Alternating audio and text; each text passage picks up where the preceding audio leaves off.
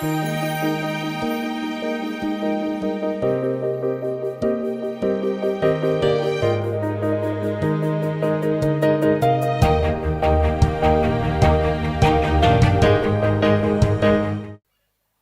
వార్త 19వ అధ్యాయంలో ఒక వ్యక్తి స్టోరీ దేవుడు రాయించాడు.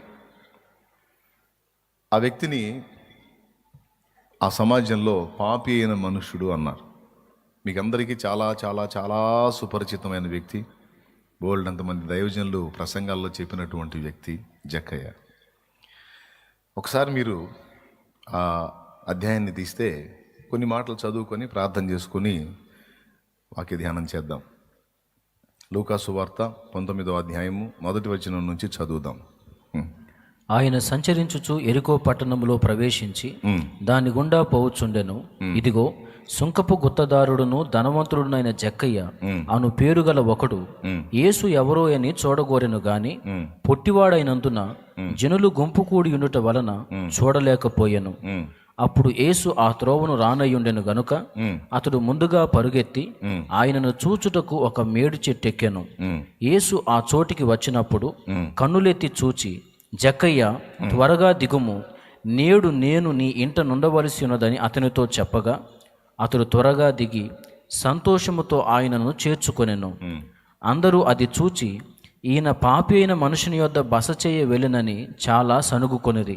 మనం చదువుకున్నటువంటి వాక్య భాగంలో జరిగిన ఉదంతం మీకు అందరికీ చాలా సుపరిచితం. ఇతడు ధనవంతుడు మరియు సుంకపు గుత్తదారుడు. ఆ రోజు జనసమూహం కోలాహలంగా ఉంది. ఏంటంటే నజరేయుడగు యేసు ఈ ప్రాంతానికి వచ్చాడు అని ఏ నోట పట్టిందో అదే వార్త. ఇతను బాగా డబ్బు సంపాదించినాడు. ఎలా సంపాదించాడో తనే చెబుతాడు తర్వాత. అంటే రూపాయి పొందాల్సిన వాడి దగ్గర 4 రూపాయలు వసూలు చేశాడనమాట. అధికంగా ధనాన్ని వసూలు చేసినోడు, కనికరం, జాలి, ప్రేమ, దయ మొదలైన సెంటిమెంట్లకి దేనికి కూడా తావివ్వనివాడు.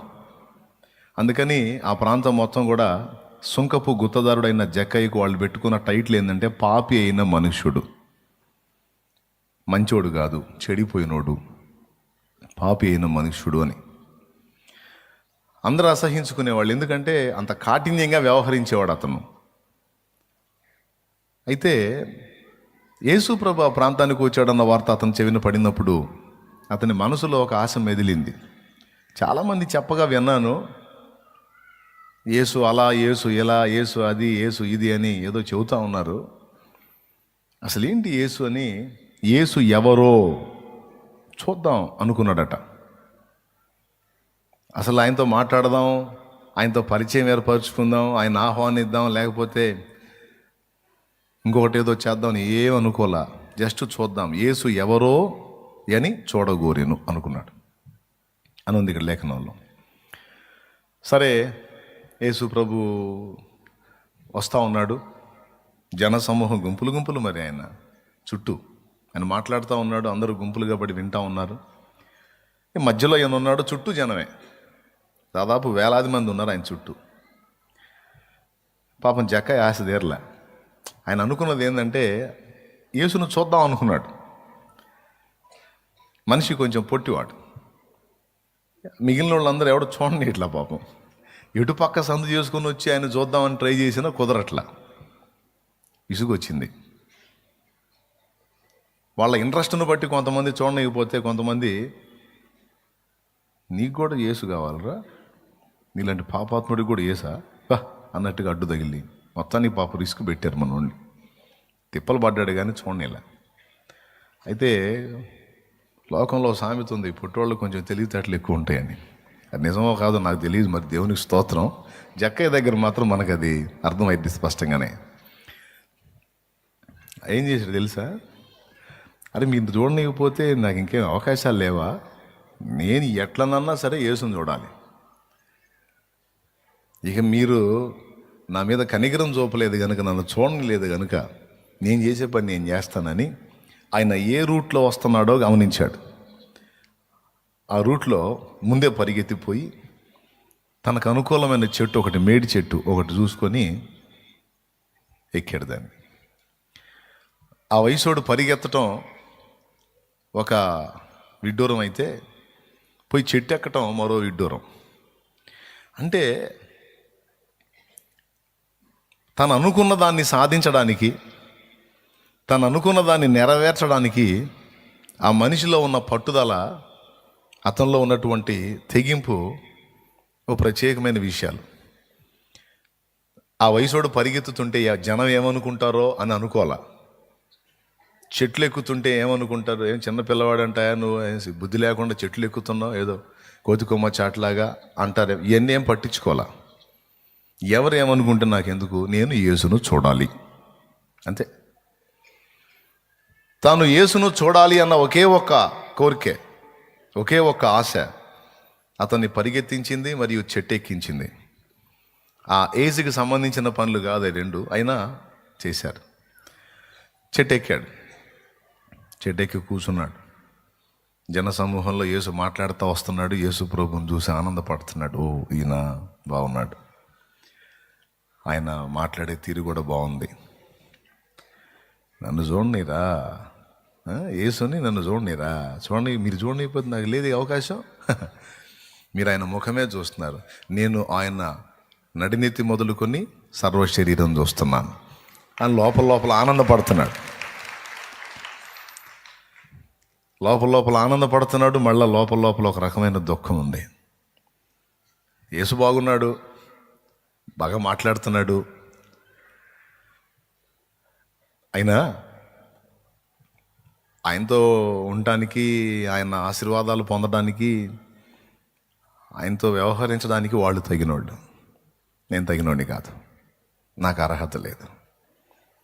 ఎందుకంటే నా మనస్తత్వం మంచిది కాదు, నేను కఠిన హృదయుడిని, నేను జాలి దయలు సెంటిమెంట్లు పెట్టుకునేవాడిని కాదు. ఎవరి దగ్గరైనా సరే అవకాశం ఉన్నంత వరకు డబ్బు లాగటమే నా పని, నాకు ఇంకా ఏ సెంటిమెంట్లు లేవు. నేను పాపి అయిన మనుషుణ్ణి అని నాకు తెలుసు, ఊరు మొత్తానికి తెలుసు. ఎవరికి తెలుసు? నాకు తెలుసు, ఊరు మొత్తానికి తెలుసు.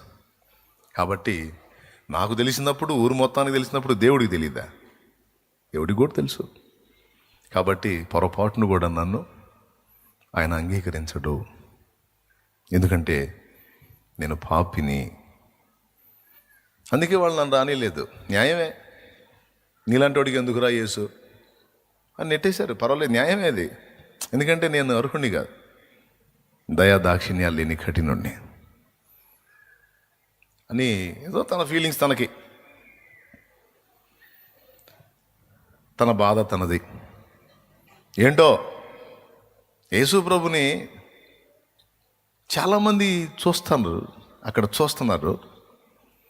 ఇంకా అక్కడ చెప్పాలంటే మహాపరిశుద్ధులు కూడా ఉన్నారు అక్కడ, వాళ్ళు కూడా చూస్తున్నారు యేసు ప్రభుని.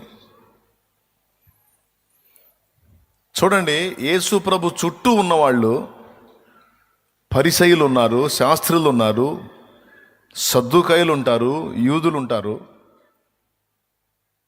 యూదేతరులు కూడా కొంతమంది ఉంటారు.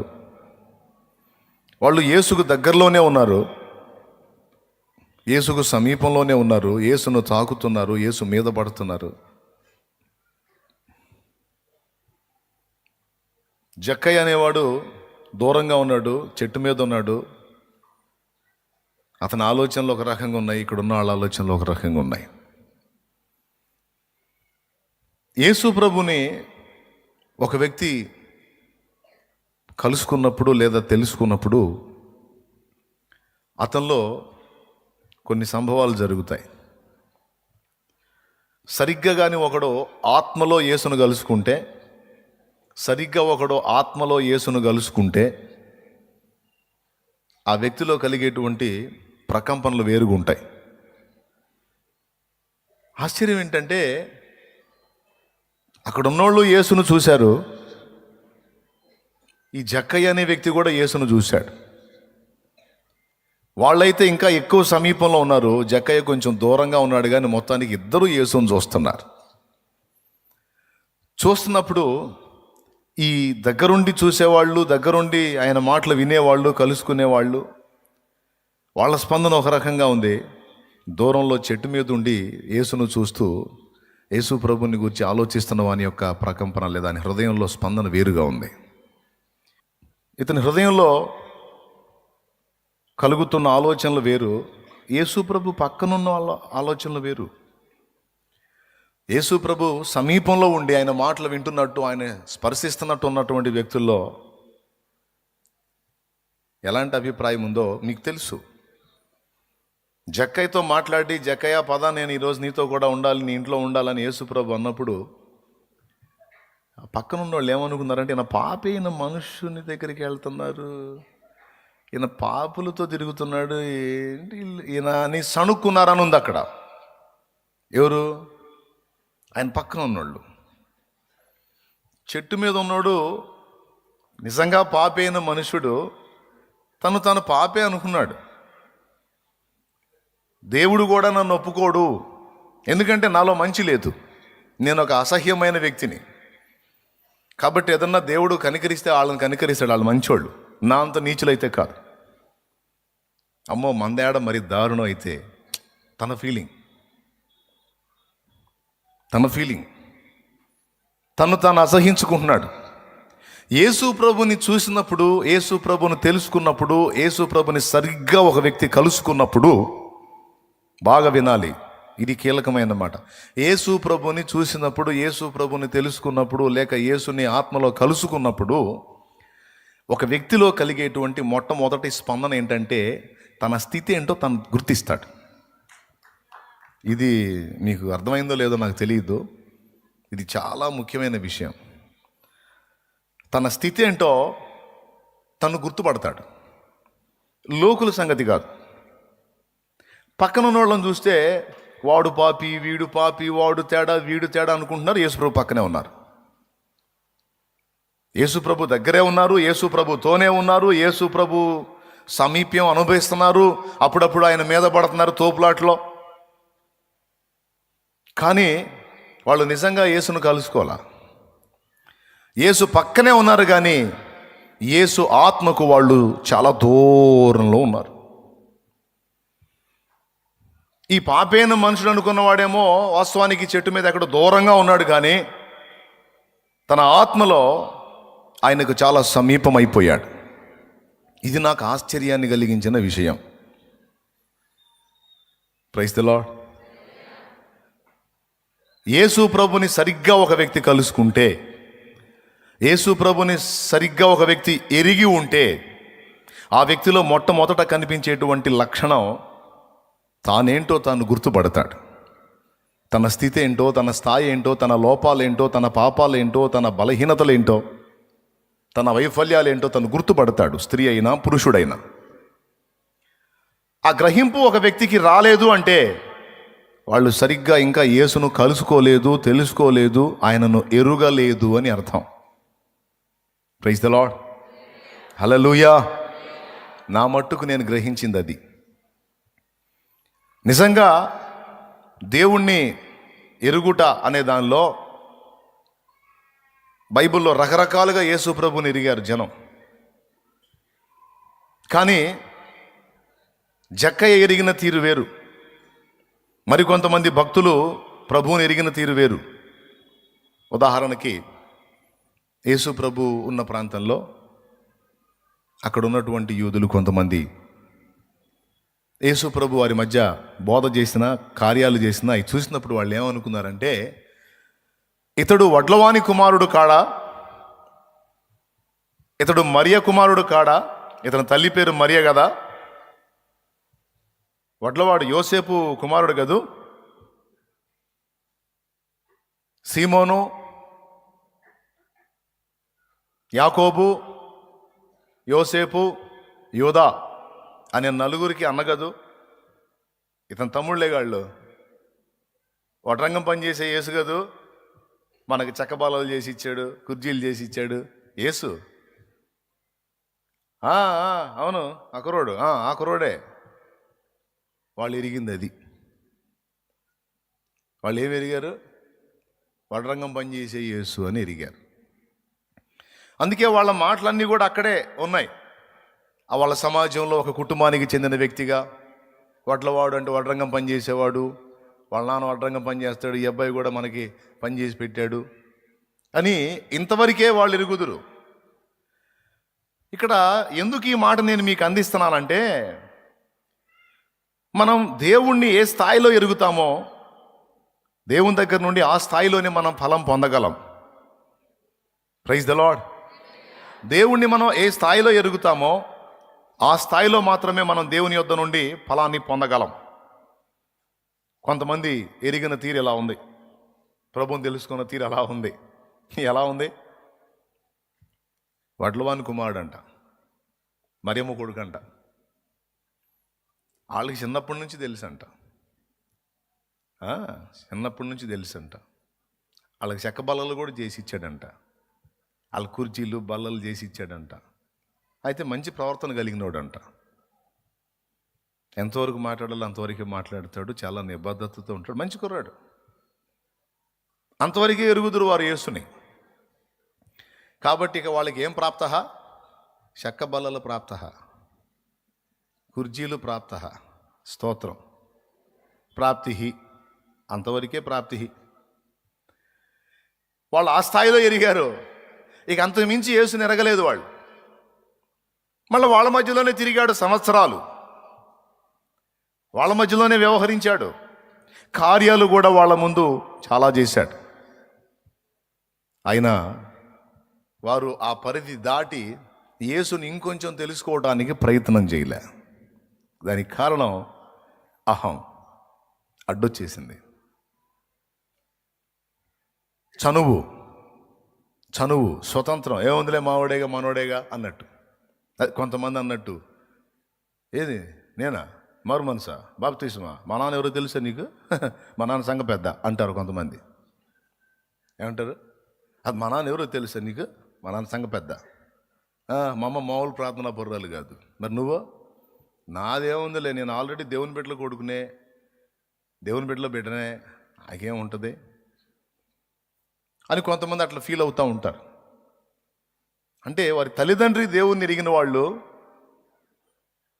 ఆ భక్తులకు పుట్టిన సంతానంగా నేనున్నాను కనుక ఇక నేనేం స్పెషల్గా చేయాల్సిన అవసరం లేదు, ఆల్రెడీ మా అమ్మ మా నాన్న భక్తి పనులు. యేసు ప్రభు గురించి ఎవరు? నాకు యేసు ప్రభు గురించి ఉయ్యాల్లో ఉగ్గుపాలతో నేను తెలుసుకున్నాను యేసు ప్రభుని.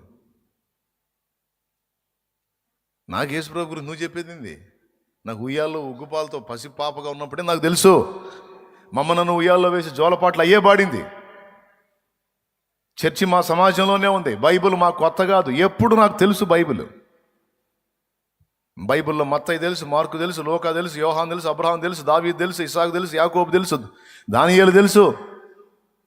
అబ్బా చిన్నప్పటి నుంచి సండే స్కూల్లో, అలాగే మేము అప్పుడప్పుడు చర్చి బయట కూర్చున్నప్పుడు, కుర్రోళ్ళతో కలిసి మేము కూర్చున్నప్పుడు, ముసలోళ్ళతో కలిసి కూర్చున్నప్పుడు చర్చిలోంచి వినపడే మాటలు మాకు రోజు ఎప్పుడు వింటూనే ఉంటాం. మాకు తెలియదా? ఓకే, తప్పులేదు, తెలుసుకోవచ్చు అంతవరకు. మాకు తెలియని యేసు కాదు, మాకు తెలియని బైబిల్ కాదు, మాకు తెలియని పాస్టర్ కాదు, మాకు తెలియని చర్చి కాదు, మాకు తెలియని కోటాలు కాదు, మాకన్నీ తెలుసు. కథ మీకు అంతవరకే, హద్దు పడిపోయింది. ఇక అంతకుమించి లోతుకి వెళ్ళడానికి ఇష్టపడకపోతే ఎంత డేంజరో చూడండి. కానీ కొంతమంది అలానే ఉన్నారు, నాకు తెలుసు నాకు తెలుసు నాకు తెలుసు అనుకుంటా. వీళ్ళలాగే మరియమ్మ కొడుకు కదూ, వడ్లవాని కుమారుడు కదూ. దేవుని వాక్యం ఏం చెప్పిందంటే, వారు అంతవరకే ఎరిగి ఉన్నందున, అంతవరకే వారు ఆయనకి హద్దు నియమించినందున, అంతకు మించి వారికి ఏ కార్యం కూడా ఆయన చేయలేదు అని రాస్తుంది. చూస్తారా? అంతకు మించి ఏం చేయలేదట. కొంతమంది రోగులను స్వస్థపరచడం తప్ప ఇంకేం చేయలేదు. అక్కడే ఉంది మత్తయి సువార్త 13లో చూస్తే మీరు ఒకసారి వచనం 54వ వచనం 13:54లో, అందువలన వారు ఆశ్చర్యపడి, ఈ జ్ఞానమును ఈ అద్భుతములను ఇతనికి ఎక్కడి నుండి వచ్చినవి? ఇతడు వడ్లవాని కుమారుడు కాడా? ఇతని తల్లి పేరు మరియ కాదా? యాకోబు, యోసేపు, సీమోను, యోదాయను వారు ఇతని సహోదరులు కారా? ఇతని అక్క చెల్లెండ్రందరూ మనతోనే ఉన్నారు కారా? ఇతనికి ఈ కార్యములన్నీ ఎక్కడి నుండి వచ్చినని చెప్పుకొని ఆయన విషయమై అభ్యంతరపడిరి. అయితే యేసు ప్రవక్త తన స్వదేశములోను తన ఇంటను తప్ప మరి ఎక్కడనైనను గణహీనుడు కాడని వారితో చెప్పెను. వారి అవిశ్వాసమును బట్టి ఆయన అక్కడ అనేకమైన అద్భుతములు చేయలేదు. అది మనము ఆయనను ఎరిగి ఉన్న స్థాయిని బట్టే ఆయన కార్యాలను, ఆయన శక్తిని, ఆయన ప్రభావాన్ని మనం పొందగలం. మనం ఆయన ఎరిగి ఉన్న స్థాయిని బట్టి. మనం ఆయనను తక్కువగా ఎరుగుంటే తక్కువ కార్యాలే పొందగలం. ఆయనను ఎక్కువగా ఎరుగుంటే ఎక్కువ కార్యాలను చూడగలం. ఆయనను మనం ఎంతగా ఎరుగున్నామో మన విశ్వాసం అంతగా పెరిగిపోతూ ఉంటుంది. కొంచెముగా ఎరిగుంటే కొంతవరకే విశ్వసించగలం. ఆయనను బాగుగా ఎరిగి ఉంటే మన విశ్వాస పరిమాణం కూడా ఒక రేంజ్లో ఉంటుంది. విశ్వాస పరిమాణం కొంచెంలో ఉన్నప్పుడు కొద్ది కార్యాలే మనం చూడగలం. విశ్వాస పరిమాణం ఒక రేంజ్లో ఉన్నప్పుడు ఆయన కార్యాలు కూడా ఒక రేంజ్లో అనుభవించగలం, చూడగలం, చూపించగలం. సింపుల్ సందేశం. ఇంకేం కావాలి? టూకీగా 2 ముక్కల్లో అయిపోయింది, అంతే.